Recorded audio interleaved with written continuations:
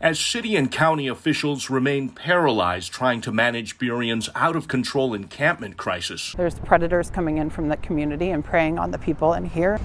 Christine Moreland is building trust and relationships and quietly moving men and women out of tents in front of grocery outlet and Dollar Tree, right in the heart of downtown. You celebrate because you know that they're going to get a better opportunity in life than just sitting out here. Moreland leads outreach group The More We Love. Larry's not in here. Along with Chris Wee. We work with what we're given with less red tape. This two-person team's been hired by local businesses to do what the politicians and the King County Regional Homelessness Authority have failed to do. When somebody is ready for help, connect them and make it happen. Don't put them in a system. Don't put all these levels of barriers on them. Moreland calls these barriers the bureaucracy. It doesn't look familiar to us. But goes around that by using her vast network of connections among housing providers, law enforcement agencies, and church groups. Sometimes it's not what you know, it's who you know. Every single one we know by name. Helping people connect with relatives, detox centers, and even coveted openings in tiny house villages. So I just made a phone call to a tiny house village and they just told me they have 3 openings. So now I just have a gal doing an intake right now. This man, who goes by Buddha, They have openings.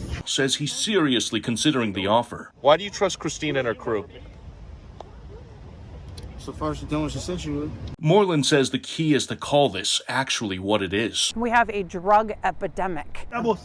She says fentanyl and mental illness are primarily fueling the homeless crisis. Look at you look sloppy and dumpling looking. Not the lack of affordable housing like so many activists claim. Which is such a false narrative. Moreland says in order to properly address what's happening in these encampments, Swept with nobody giving them any resources. she makes the clear distinction between someone who's on the streets because they lost a job or can't pay rent We do intake forms on everybody that we encounter. versus the people who are deeply addicted to drugs or struggling with mental illness. And we connect services immediately.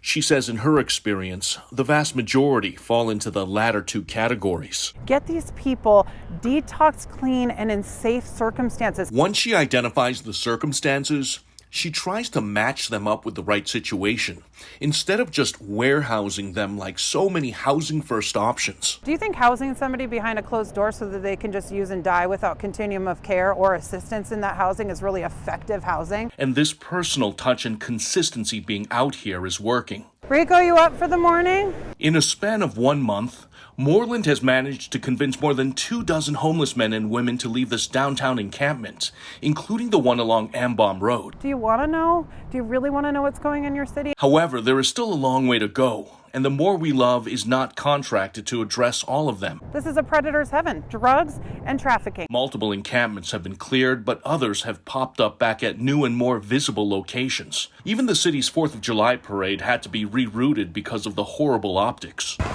Word is also getting out into the homeless community that Burien is a free-for-all. When did you arrive to this encampment? I drift around a lot. That's because the city only bans illegal camping in public parks. Who told you to move to this spot? My friend just told me that their land is not camp here, so. The city council's now considering locations for a potential sanctioned encampment. Give me like 6 seconds. And Councilmember Stephanie Mora proposed a broad-based illegal camping ban across the city that seems to be gaining momentum. So that would just help so we can actually get people moving into services. But until any of that comes to fruition, Moreland's game plan appears to be a near-term and long-term solution with measurable results. What you need to do is reallocate the funding and work with the service providers that are actually doing the real work. And this community, along with others in King County, are now closely watching, hoping this model can be successfully replicated in other parts of the region. We're creative problem solvers. We just keep moving forward. We keep asking questions. We keep talking to like-minded folks and asking them how they're doing it.